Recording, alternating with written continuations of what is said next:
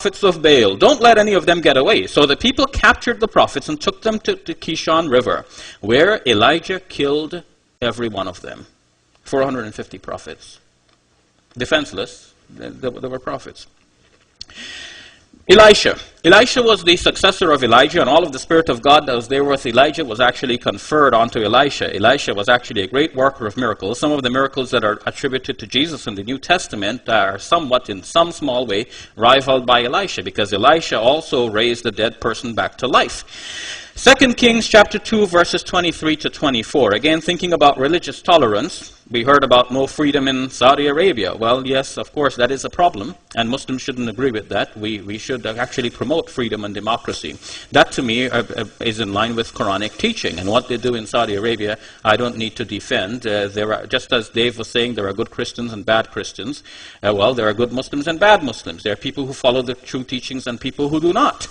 And it is interesting that Dave, in speaking about Muslim activities, would blame all of the activities of Muslims on the Quran, but then in speaking of the fact, as he has documented in his own book, that Christians slaughtered so many Jews and fellow Christians and so on, he says, okay, those are not real Christians. Okay, so then let's be fair and do it the same way for both books. But then, if we are to read the scriptures, and notice that so far I'm just simply reading the scriptures. Dave had actually put before us the plan that we're not to cite scholars, because, of course, the scholars are not dependable. And then immediately after having said that, he was conscious of the need to break his own rule, and he said that. And then if one listens carefully, one would see that throughout his speech, he actually continued to break his rule, even up to the end when he cited, I believe it was Paul, what was it, Wilson? What's the scholar that you cited, Dave? What was his name? Robert Wilson, yes. Yes, even up to towards the end of your speech. So it is clear then that to say one thing and announce it as an ideal is easy, but then to follow it might be actually very difficult. Well then, what does the Bible say that Elisha did? And we were looking at 2 Kings chapter 2, verses 23 to 24. And Elisha went up from thence unto Bethel. And as he was going up by the way, there came forth little children out of the city, and mocked him, and said to him, Go up, thou bald head. Sorry, no offense meant to all you guys here. I know you all got here. No offense, Mike. So he was going up to Bethel, and these little children come out mocking him and saying, Go up, thou bald head. Go up, thou bald head. And he turned back and looked on them and cursed them in the name of the Lord. And there came forth 2 she-bears out of the wood, and tare 42 children of them. Tore up 42 children. It looks like God was in cooperation with Elijah to send the bears to maul these 32, how many were them? 42 children. Doesn't look very good. Of course, many Christians realize that, again, I said, let's look at the texts intertextually but also contextually. As Dave said, these texts were written by many people over a long stretch of time. How do we know what beliefs they had, what attitudes they had, how they grew up, what kinds of experiences they had? It is clear that Dave and I have 2 different experiences. And I can respect Dave, even though I disagree with what he says, because I can well imagine that if I had a similar set of life experiences as Dave had, I might have said the same things tonight that he said. And if we have that understanding, then we can appreciate and respect each other even though we have differences.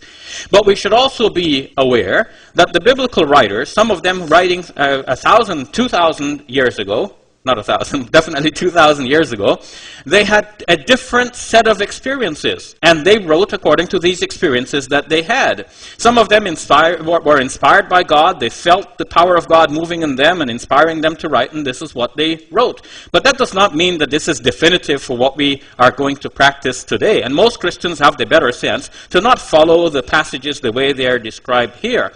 We can rise above that.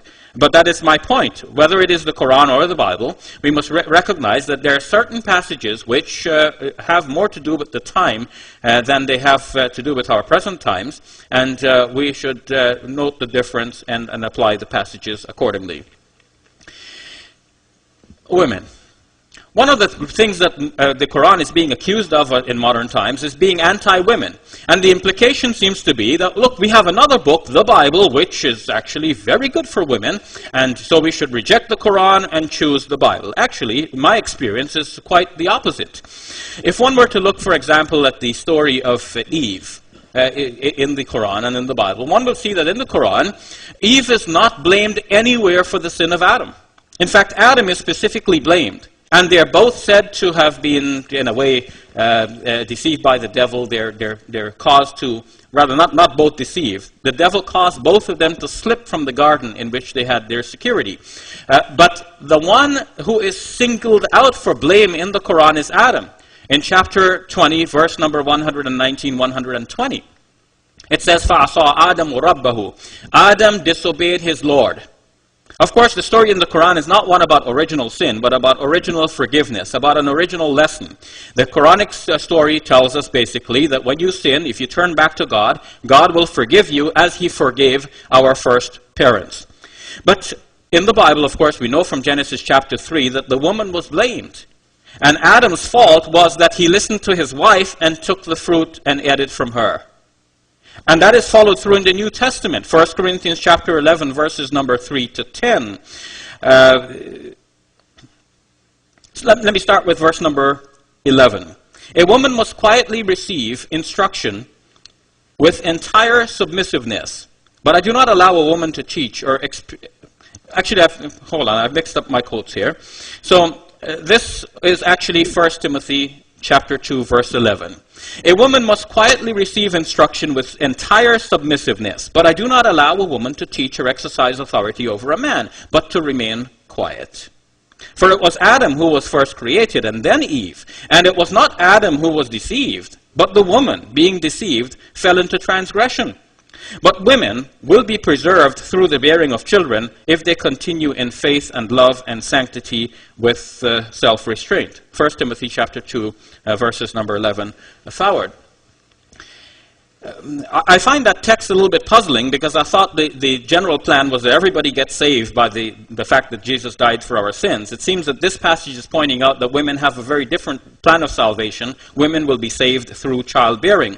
But what is equally troubling is the idea that the man was not deceived. It was the woman who was deceived. And when we think back about the Samson story, it was Delilah who betrays him. And when one thinks back about all of the stories in the Bible, one finds that Sarah and Delilah, and it looks like women are always being painted in a bad light in the Bible, or should we say mostly painted in a bad light. And we must ask why this is so. But I found it equally disturbing that Dave actually cited this passage with great ease. He has no problem with saying that it wasn't the man who was deceived, it was the woman who was deceived. And of course, women have been blamed for all of the ills of men. Somebody said that's why they're called women, woe to men. Anyway, that's... Now, what is the reason for the women's covering? In the Islamic faith, the Quran says that the women should draw a part of their outer garments over themselves, لِيُعْرَفْنَ فَلَا يُؤْذَيْنَ. That's in chapter 33 of the Quran, so that they should be known and not molested. It seems that from the context of that passage, there were hypocrites in Medina, the city of the Prophet, who were harassing the women. And when they were asked about that, they were giving some excuses. They were saying, we didn't know these were our women, and so on. So the Quran was just simply advising the women that if they were to gather their garments in a particular way, they would be recognized in that society as decent, upright women, ones who would not mess around, and that would rob the hypocrites of the one excuse which they had. On the other hand, the Quran promised the hypocrites, or rather threatened them, that if they do not stop their ill behavior, they will be driven out from the area. So the purpose of the woman's head covering seems to be then that she guards herself from being molested by people who might be looking out for a quick encounter. What is the purpose in the Bible then for a head cover? 1 Corinthians chapter 3, verses number 3 to 10. That's where I began, and here are the verses now. Paul writes and says, "But I want you to understand that Christ is the head of every woman, and the man is the head of a woman, And God is the head of Christ. Every man who has something on his head while praying or prophesying disgraces his head. But every woman who has her head uncovered